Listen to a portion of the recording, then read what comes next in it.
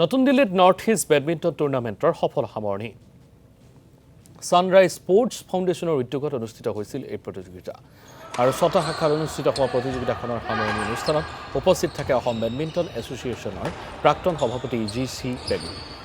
এইমছৰ জিমখানা ক্লাবত অনুষ্ঠিত হোৱা প্ৰতিযোগিতাখনত অংশগ্ৰহণ কৰে দেশৰ প্ৰায় ১৫০ শতাধিক খেলুৱৈ।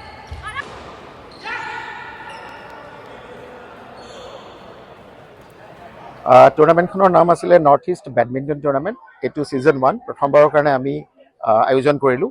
দিল্লী এনচাৰত বসবাস কৰা সকলো নৰ্থ ইষ্ট ষ্টেটৰ বাসিন্দাসকলৰ বাবে এইখন কৰা হৈছিলে। আমি যিমান পাৰিলোঁ সিমান চেষ্টা কৰিলোঁ সকলোকে ইয়াত যাতে সকলোৱে ইয়াত পাৰ্টিচিপেট কৰিব পাৰে। এই টুৰ্ণামেণ্টত আমাৰ টোটেল 6টা কেটেগৰী আছিলে। মেন্স ডাবলছৰে 5টা কেটেগৰী, 4টা কেটেগৰী। এটা হৈছে মেন্স অপেন্স 70+ ইয়াৰ্ছ, দুইজনৰ কম্বাইনে 70+ হ'ব লাগে।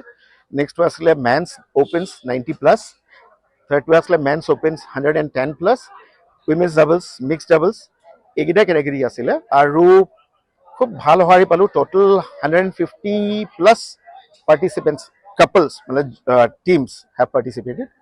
আৰু আশা কৰোঁ এইবাৰ যেনেকৈ কৰিলোঁ, যি ধৰণে হ'ল সঁহাৰি পালোঁ, অহা বছৰ বহুত বেছিকৈ পাম। আৰু আমাৰ গোটেইটো